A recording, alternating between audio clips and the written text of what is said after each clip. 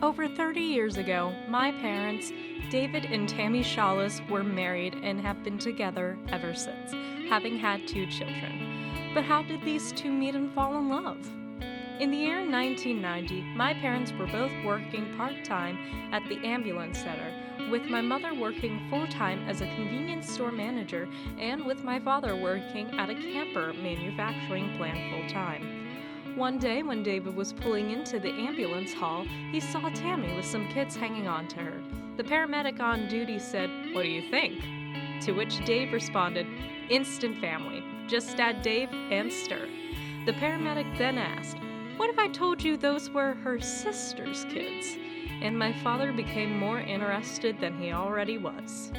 At the time they met, she was taken, but a few weeks later, she was available. One day, when my father came back from a long day at the ambulance, one of the paramedics told him that he had one more transport he had to do that day. At first, he didn't want to do it, but he was given the paperwork and was told that his trip partner would be in the office. He was still disagreeable, but soon softened up once he realized Tammy was his trip partner. After the transport, he worked up the courage to ask her out, and she accepted. The two planned their first date for June 18th of 1990 and continued dating for that year. On the 1-year anniversary for their first date, they were engaged.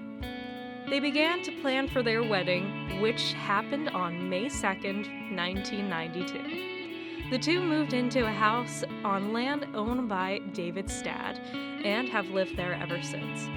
It was just the two of them there until June 28th, 1996, when my brother, Lucas, was born and joined the fray.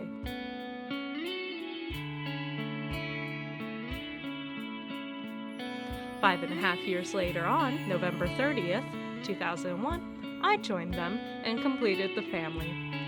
My parents, David and Tammy Shaulis, have been together for over 30 years and have gone on many adventures and travels through their time together. Here's to more travels and adventures in the future.